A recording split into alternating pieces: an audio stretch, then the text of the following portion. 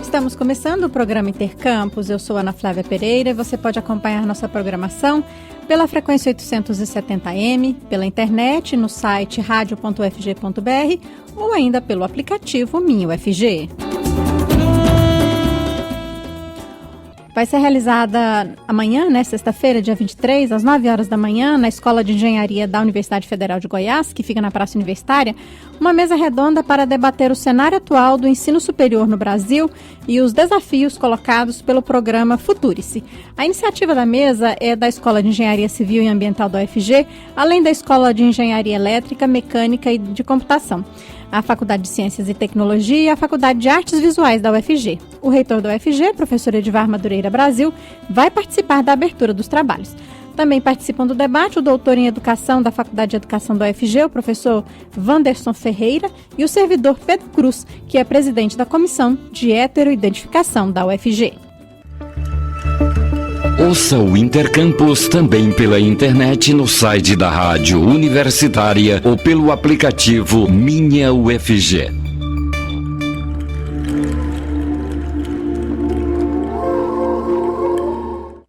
E hoje é quinta-feira, dia da nossa parceria com o Instituto Federal de Goiás, o IFG. Quem vai nos contar as informações, as novidades lá da instituição é a jornalista Maiara Jordana. Olá, Maiara, tudo bem? O que você nos conta hoje? Olá, Ana Flávia, a todos que acompanham a Rádio Universitária. E hoje temos muitas notícias do Instituto Federal de Goiás, IFG. O IFG publicou hoje o edital dos processos seletivos para 3 modalidades de cursos técnicos ofertados pela instituição.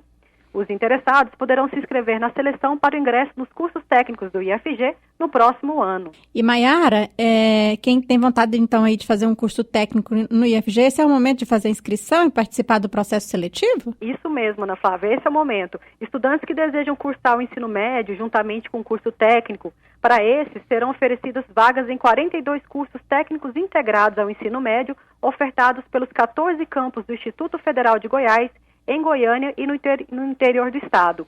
Já para quem concluiu o ensino médio e deseja fazer um curso técnico de 2 anos, a dica é se inscrever nos cursos técnicos subsequentes.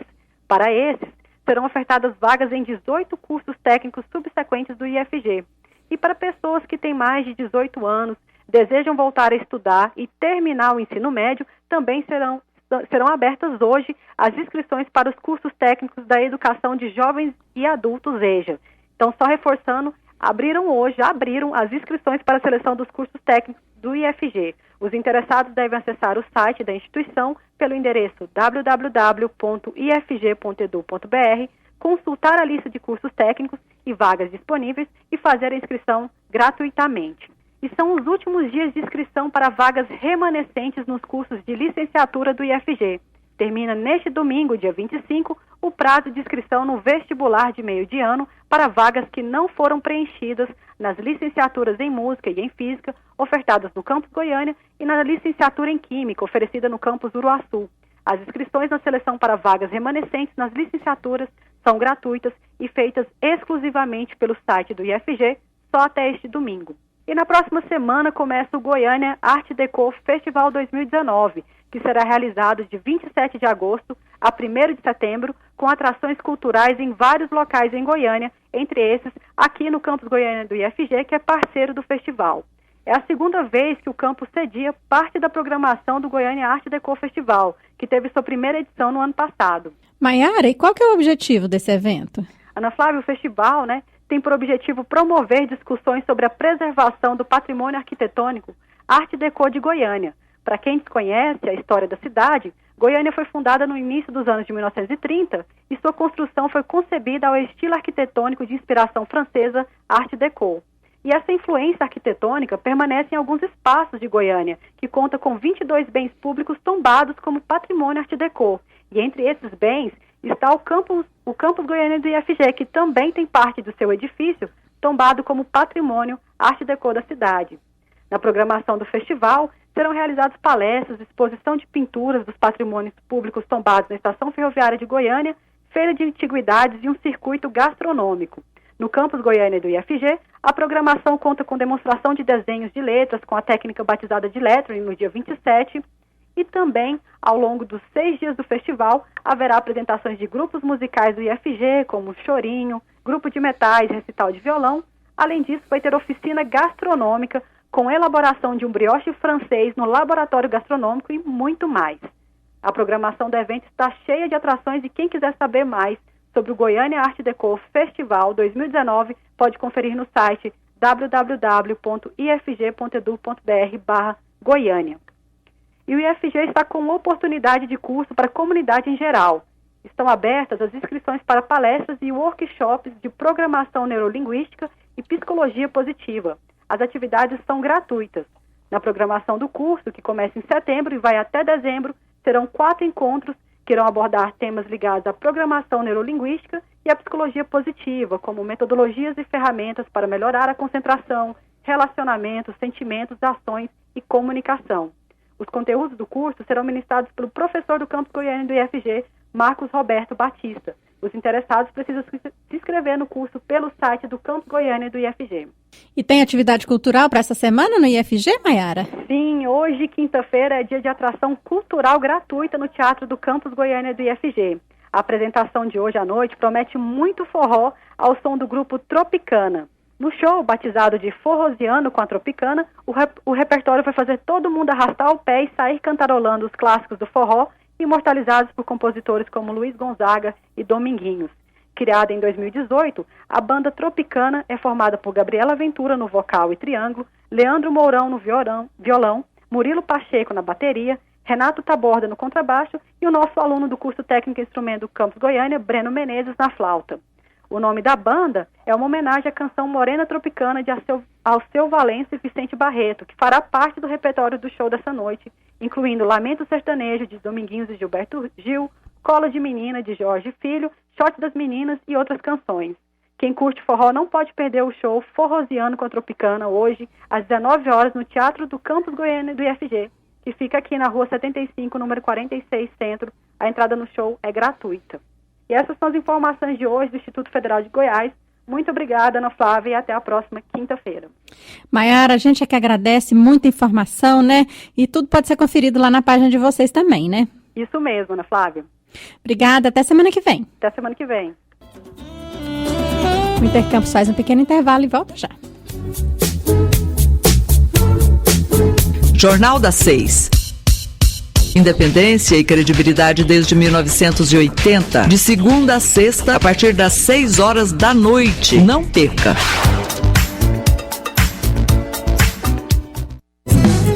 Voltamos a apresentar Intercampus.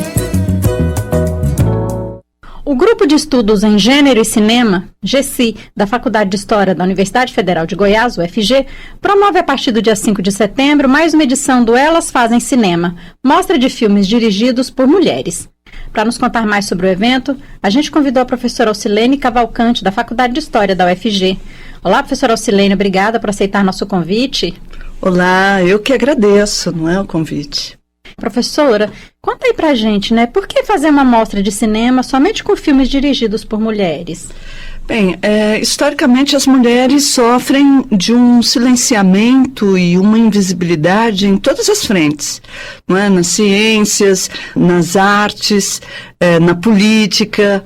Então, quando olhamos especificamente para o cinema, nós observamos que as mulheres sempre estiveram em sets de produção, sempre estiveram realizando, mesmo ocupando funções consideradas de menor prestígio, mas pouco tiveram visibilidade. Se nós observarmos o circuito de cinema, não só nacional, isso é em nível internacional, o número de mulheres assinando direções, né, de projetos cinematográficos ainda é bastante reduzido. E este dado revela, na verdade, uma tradição marcada pelo que alguns ainda denominam de patriarcado, a gente poderia dizer também de misoginia e mesmo a desigualdade entre homens e mulheres, ou seja, a desigualdade de gênero. Por essa razão, nós optamos há 4 anos por realizar um projeto de extensão na universidade que assegurasse a visibilidade das realizadoras de cinema no Brasil. Professora, e há muita produção de mulheres? Sim, é bastante significativo. Agora, é uma realização que fica à margem, com pouca distribuição, com pouca visibilidade, não é? Então, por exemplo, para esta edição da mostra, nós trazemos filmes da Bahia, da Amazônia, do Rio de Janeiro, que é um lugar que tem mais visibilidade, mas do Mato Grosso do Sul, e dificilmente a gente conseguiria assistir a esses filmes em circuito normal, entre aspas, né? Em circuito convencional, comercial de cinema. Quer dizer, então, o que a gente nota? As mulheres produzem, mas poderiam produzir ainda mais. As mulheres realizam o cinema, mas poderiam realizar ainda mais se o cinema não refletisse um país tão machista, tão misógino, tão opressor em relação às mulheres, como, infelizmente, a gente ainda vivencia, não é? Mesmo assim, as que produzem, as que realizam, ainda têm a sua obra cinematográfica invisibilizada ou pouco vista. Professora, a gente sabe, né, que o cinema nacional aí não está vivendo um bom momento, né? E então, quer dizer, além disso, para as mulheres é mais difícil ainda, né? Que significados isso tem, professora? Olha, a arte em geral, o simbólico, a produção simbólica, ela permite tanto a reflexão sobre o ser como sobre a vida, né? Quando há um cerceamento em relação à produção artística, nós estamos cerceando, ceifando a capacidade criativa, a capacidade imaginativa, a capacidade de nos desenvolvermos enquanto seres humanos, não é? Quer dizer, então é muito grave não haver investimento para a cultura, né? Não haver investimento para a produção artística. Agora, há de se dizer que nós estamos vivendo um momento histórico no Brasil, uma conjuntura absolutamente assustadora. A minha geração, que foi às ruas pelas diretas já nos anos 80, jamais poderia imaginar que em pleno 2019 nós enfrentaríamos censura, né? Censura às artes, censura a projetos cinematográficos. Notem que esse governo aí impôs pelo Ministério da Cultura, no formulário da Ancine, uma descrição de natureza de gênero, étnico-racial, nudez, quer dizer, está impedindo, está cerceando a produção artística com base em elementos morais, religiosos, que, por sua vez, são de alçada privada, quer dizer, nunca poderíamos imaginar que enfrentaríamos uma situação de censura no Brasil à produção artística em pleno século XXI, não, em pleno 2019. Então, qual que é o peso disso para as mulheres? Nós temos taxas, a taxa de feminicídio, a taxa de assassinato às mulheres, pelo fato de elas serem mulheres, aumentou em quase 5% no último período. Neste ano, quer dizer, o que isso revela? Que essa mentalidade falso moralista, porque uma pessoa que se diz cristã, mas que legitima a ofensa, que legitima a discriminação, que legitima tudo que há de nefasto para o ser humano, eu não considero uma pessoa dessa cristã. Para mim é uma falsa cristã. Quer dizer, esse discurso que nega a desigualdade de gênero, não é? Que promove a desigualdade de gênero, é um discurso, é o mesmo discurso que censura as artes, é o mesmo discurso que tira recursos da educação, da ciência, da cultura, e esse mesmo discurso legitima o assassinato de mulheres, legitima a violência contra as mulheres. Quer dizer, então o que a gente nota? Que o cerceamento às artes não é um fato isolado, faz parte de um projeto político que, no limite, fuzila aleatoriamente os seres humanos. Professora, na mostra, né, elas fazem cinema, mostra de filmes aí dirigidos por mulheres, né, que começa no dia 5 de setembro. O que as pessoas vão poder ver? Pois é, nesta quarta edição, o mote é a violência contra as mulheres. E nós pautamos esse tema, né, da violência contra as mulheres nas suas diferentes facetas, porque a gente fala em violência contra a mulher, pensa em filmes que mostram agressão física, não é? O espancamento, mas há diferentes maneiras, né, de violência contra as mulheres. Por exemplo, o silenciamento da ação política das mulheres, o deboche contra a ação política das mulheres, o aprisionamento de mulheres por opiniões políticas distintas daquelas que predominam em governos, a discriminação, o insulto, né, a violência psicológica, a violência pela orientação sexual, a discriminação pela cor da pele, né, pela etnia, são formas variadas de violência.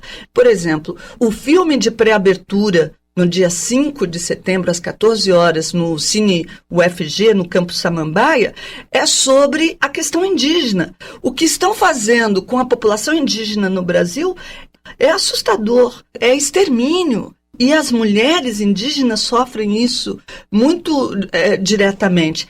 E as jovens mulheres cineastas estão atentas a essas questões e estão filmando, estão registrando isso. Então, o primeiro filme da mostra, exatamente, é um filme do Mato Grosso do Sul, tratando a questão indígena e, claro, que a violência é um tema pesado. Então, nós tivemos a preocupação de como compor sessões que não fiquem também muito doloridas para as espectadoras e espectadores. Mas todos os filmes da mostra, eles não centram só na questão da violência, eles têm essa preocupação também com questões de outra ordem. Então, o que o público vai encontrar? Vai encontrar um repertório de diferentes estados do Brasil, filmes realizados por mulheres, filmes que abordam o tema da violência, mas não apenas, filmes que têm uma variação estética bastante significativa, filmes que trazem o feminino na sua pluralidade. E onde é que vão ser as exibições? Vai haver cobrança de ingresso? Fala, quem se interessar pela mostra, né? Onde ela vai acontecer? Essa mostra, ela tem a pré-abertura na UFG, no Campus Samambaia, às 14 horas no Cine UFG, no dia 5. Às 19 horas, a abertura oficial no Cine Cultura. Vai ser o filme que ainda nem entrou em cartaz, que é o Torre das Donzelas, que se refere às prisioneiras políticas do regime militar. E aí, as sessões que reúnem curtas metragens e também longas metragens de ficção e documentário vão acontecer no dia 5 à noite, 6 à noite e 7 de tarde e de noite no Cine Cultura, na Praça Cívica. E é gratuito, é um projeto de extensão sem fins lucrativos. Além da exibição do filme, tem também discussões, né, professora?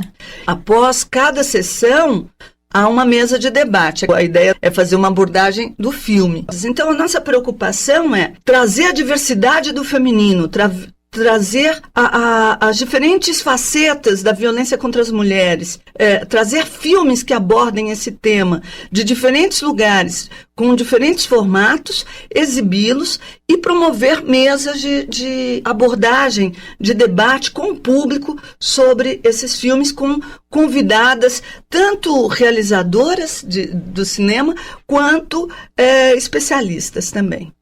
Professora Alcilene, muito obrigada por sua entrevista, parabéns pela iniciativa e sucesso aí, então, no evento, né, que começa no dia 5 de setembro. Eu que agradeço a vocês e parabenizo por esse trabalho tão fantástico da Rádio Universitária.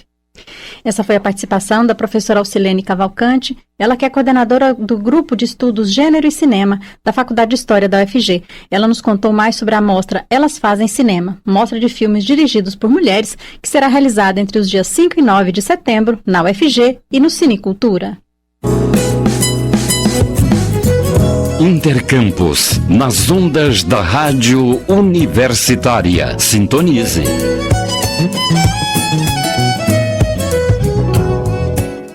E a falta de recursos causa a suspensão de bolsas do Conselho Nacional de Desenvolvimento Científico e Tecnológico, CNPq. 84 mil pesquisadores brasileiros terão seus recursos cortados a partir de setembro, se não houver uma ampliação imediata do orçamento do CNPq, que precisa de mais 330 milhões de reais para fechar as contas do ano.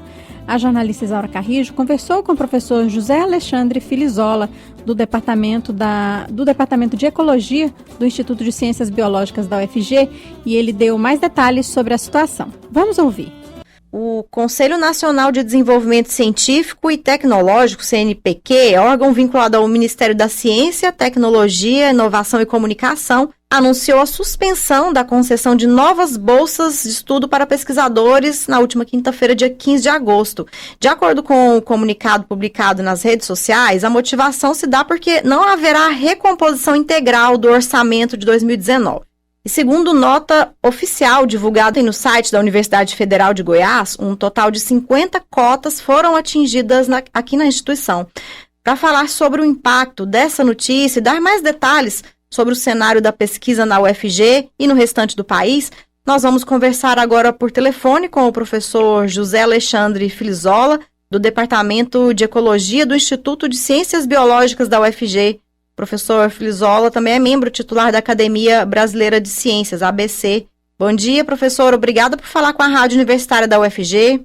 Oi, bom dia, Isaura. Então, antes de tudo, explica para o nosso ouvinte o que é o CNPq, qual a importância dele para a pesquisa no nosso país? Ok, bom, o CNPq, o Conselho Nacional de Desenvolvimento Científico e Tecnológico, ele é, a principal agência de fomento à pesquisa, nacional, no Brasil, está ligado ao Ministério de Ciência, Tecnologia, Inovação e Comunicação, e foi criado aí nos anos 50, e desde então ele tem sido realmente a agência mais importante em termos de financiamento à pesquisa. A gente tem a CAPES financiando basicamente a pós-graduação e outras questões ligadas à formação de professores, e o CNPq muito focado em pesquisa, logicamente também em pós-graduação, porque existe uma associação muito forte em termos de entre pesquisa e pós-graduação. Mas o foco do CNPq sempre foi muito desenvolvimento científico e desenvolvimento tecnológico, apoiando um pouco a pós-graduação, com bolsas para alunos de mestrado e doutorado, mas principalmente apoiando os pesquisadores, por bolsas também de pesquisa, programas de produtividade de pesquisa, projetos, diferentes editais, diferentes formatos, captando e gerenciando recursos, por exemplo, da iniciativa privada, de outros órgãos do governo, dos fundos setoriais, quer dizer, tudo isso tem que faz em termos de gestão e distribuição de recursos para pesquisa e para desenvolvimento tecnológico. E talvez uma coisa importante para a universidade, já para ressaltar logo de saída, que a gente tem é o programa de iniciação científica, as bolsas do Programa Institucional de Iniciação Científica do PIB, e é um programa, talvez o programa mais bem sucedido do Brasil, em termos de formação, é a formação em pesquisa desde a época da graduação. Então as universidades recebem uma cota de bolsas, a bolsa hoje está no valor de R$400, e ela organiza a distribuição para os estudantes de graduação por projetos. No final do projeto, depois de um ano, tem uma avaliação, se você tem um programa muito, muito bem estruturado, que apoia uma quantidade enorme de alunos na graduação, desde o início, o aluno já entra na universidade, ele já vai ter todo esse contato com a pesquisa e o apoio à pesquisa por parte do CNPq. Professor, a imprensa noticiou a suspensão de 4.500 bolsas, agora já em outros sites a menção a mais de 80 mil bolsas que podem ser atingidas. Afinal, quantas bolsas que serão suspensas e que bolsas que são essas? Tá, vamos lá. A gente tem várias coisas que estão acontecendo simultaneamente e que estão misturadas, esse bloqueio aí das 4.000 bolsas, 4.500 bolsas que foi anunciado, é uma questão das bolsas que estavam vagas no sistema, por exemplo, um curso de pós-graduação, que tem bolsas do CNPq, hoje são poucos cursos e são relativamente poucas bolsas, a CAPES é que assumiu a maior parte das bolsas de pós-graduação, mas vários cursos de pós-graduação, os mais antigos, eles ainda têm algumas, às vezes muitas bolsas do CNPq. E o curso tem isso como uma cota que aparece para ele no sistema do CNPq, certo?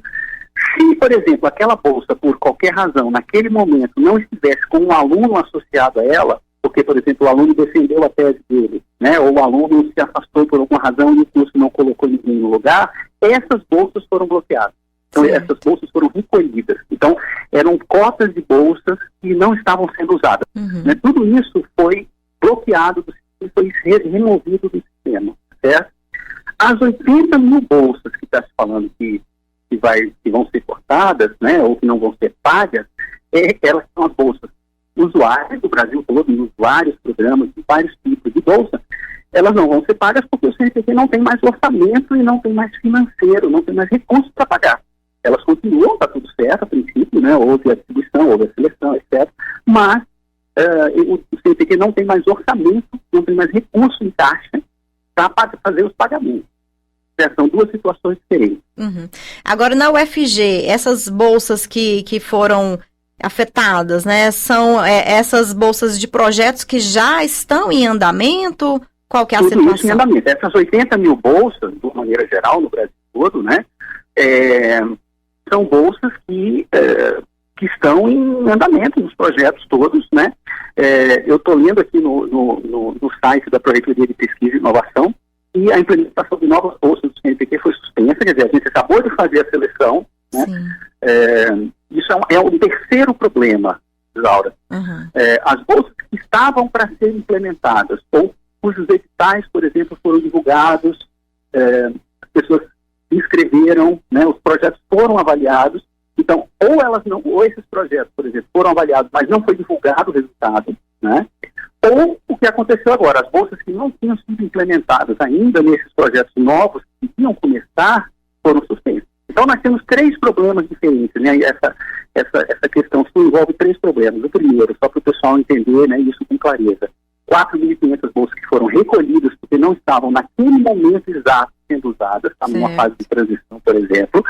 As 80 mil bolsas que não vão ser pagas se o CNPq daqui até o próximo mês não receber uma grande suplementação em torno de 300 e poucos milhões de reais pelo governo, né, pelo Ministério da Fazenda, elas não vão ser pagas porque não tem recurso, e novas bolsas dos projetos que estariam começando agora não vão ser implementadas, né, que é o caso, por exemplo, das nossas bolsas de iniciação científica da UFG, do programa que eu falei para vocês no início, do PIBIC, né, que são as bolsas que são dadas para os alunos da graduação. Uhum. Agora, professor, como é que fica, né, a situação dessas pesquisas que estão em andamento? A suspensão no pagamento dessas bolsas traz que tipo de prejuízo? Então, esse é um ponto muito importante que às vezes as pessoas não têm muita clareza, né? Quer dizer, para um aluno de pós-graduação ou para um aluno de pós-doutorado, nós temos várias bolsas de pós-doutorado, porque tem um programa grande de pós-doutorado, né? Quer dizer, o aluno terminou a graduação, fez o mestrado, fez o doutorado, ainda não conseguiu um emprego, então existe hoje, isso é uma coisa que já existe há muitos anos nos Estados Unidos, na Europa, enfim, ele ainda vai ter que ficar mais, sei lá, 3, 4 anos, eventualmente, até conseguir uma posição permanente como pesquisador, como professor, enfim, às vezes se inserir em outro lugar no mercado de trabalho, mas existe essa possibilidade, então, dele continuar fazendo pesquisa. Existem vários programas do Brasil, e os mais importantes são do CNPq. Sim. Agora, no caso da graduação, eu acho que o principal problema nesse caso da graduação é uma desmotivação, né? A pessoa ganhou o projeto, né? Ficou toda contente que foi selecionada a um programa competitivo, né? E aí, de repente, agora a implementação foi realmente suspensa. Então, assim, em termos de bolsa, o impacto é muito grande, né? A gente tem as bolsas de produtividade e pesquisa, que são as bolsas dadas para os docentes, para os pesquisadores que têm mais destaque em pesquisa. Então, a gente ganha uma bolsa, né? E mais um auxílio, né, pequeno ali no dia a dia do laboratório, que isso vai ser, não vai ser pago, né, a princípio a partir de setembro. E aí também é o mesmo tipo de impacto da iniciação científica, não é o nosso salário, a gente é um pesquisador, a gente já tem um emprego, a gente não está perdendo o emprego, mas essa bolsa é um grande diferencial, não só em termos financeiros, mas principalmente em termos de reconhecer o mérito, né, e a excelência em termos de pesquisa dessas pessoas. Uhum. Mas a expectativa de reverter essa situação, as entidades ligadas à pesquisa têm tentado alguma negociação aí com o governo ou no Congresso? Olha, o ministro Marcos Pontes tem falado que sim, que ele está negociando, mas a gente ouve notícias de toda ordem, né, com diferentes perspectivas, algumas pessoas mais otimistas, outras menos otimistas. Ele, às vezes, dá declarações mais otimistas, às vezes mais pessimistas. Infelizmente, as últimas que eu tenho visto tendem a ser, aparentemente, mais pessimistas. Então, a gente tem aí algo em torno de um mês para resolver isso, né, porque a folha de pagamento do CNPq vai ser executada, começa a ser executada mais ou menos nessa época, né, daqui a um mês, para ser pago em setembro. Então, o que o presidente do CNPq está falando é que as bolsas, não essas novas, eu estou falando daquelas 80 mil em andamento que não vão ser pagas, né? Isso aí, a gente tem um mês, mais ou menos, um pouco menos de um mês, talvez, para resolver o que vai acontecer. O início de setembro, pagamento de todas as bolsas do Brasil, né? No início de setembro está ok, referente ao mês de agosto, mas a partir daí não tem mais garantia, né? Só precisa dessa suplementação de orçamento. Tá certo, a gente aqui na Rádio Universitária continua acompanhando, né? Vamos torcer para essa situação ser mudada em breve, né, professor? Vamos torcer. Tá ok, nós conversamos com o professor José Alexandre Frizola, do Departamento de Ecologia do Instituto de Ciências Biológicas da UFG. O professor Filizola também é membro titular da Academia Brasileira de Ciências ABC. Professor, muito obrigada pela sua entrevista aqui para a Rádio Universitária e até uma próxima. Eu que agradeço, Daura. E com essa informação, a gente encerra o Intercampus de hoje. Os trabalhos técnicos foram de Tiago Damaso. Obrigada pela audiência e até amanhã.